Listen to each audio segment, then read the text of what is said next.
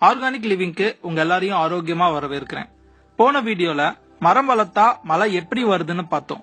இப்போ சீம கருவேல மரம் எப்படி உருவானது, அதனால என்ன தீமைகள், அதை அடியோட அழிச்சிட்டா என்னென்ன நன்மைகள் தமிழ்நாட்டுல நடக்கும்னு பார்க்கலாம். டூர்னு பிளான் போட்டாலே கேரளாக்கு போலாம் அப்படின்னு சொல்ற பழக்கம் இப்ப எல்லார்கிட்டயும் வந்துருச்சு. காரணம், அது ஒரு செழிப்பான மாநிலம். ஆங்கிலத்துல கேரளாவை காட்ஸ் ஓன் கண்ட்ரி அப்படின்னு சொல்லுவாங்க. அதுக்கு அடிப்படை அங்க சீம கருவேல மரத்தை வேறே உருவாகாத மாதிரி அந்த மாநில அரசு அழிச்சிருச்சு.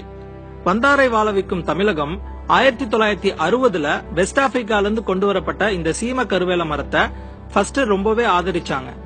அதுக்கு காரணம், அப்ப விறகு தட்டுப்பாடு அதிகமா இருந்துச்சு. சாப்பிடறதுக்கு சமைக்கணும், சமைக்கிறதுக்கு அடுப்புல விறகு வேணும்.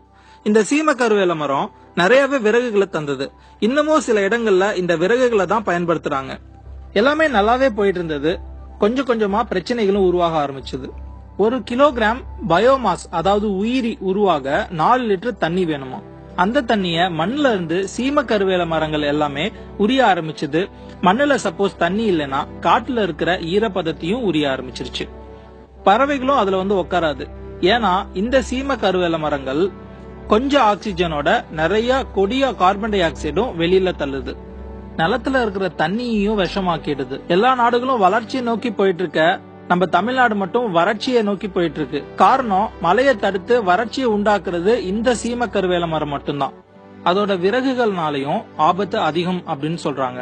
அதை எரிக்கிறப்போ கிட்டத்தட்ட 50 சிகரெட்டோட எஃபெக்ட அது உருவாக்குமாமா.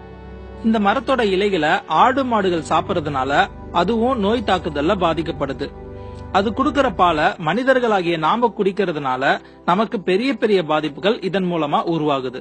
இந்த சீம கருவேல மரத்தை வேரோட அழிக்கிறது மூலமா சின்ன உயிரினங்கள்ல இருந்து பெரிய உயிரினங்கள் வரைக்கும் பல நன்மைகளை பெறுது.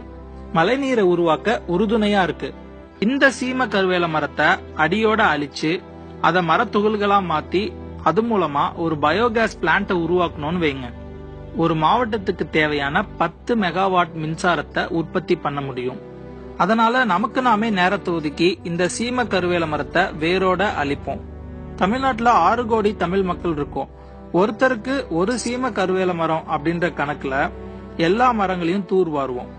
இந்த வீடியோவோட ஆரம்பத்துல கேரளாவை பத்தி நான் சொன்னேன் இல்லையா, அந்த மாதிரி தமிழ்நாட்டோட பெருமைய, தமிழ்நாட்டோட செழுமைய மற்ற மாநிலங்கள் பெருமையா சொல்லணும். அதுக்கு நம்ம எல்லாருமே உறுதுணையா இருப்போம்.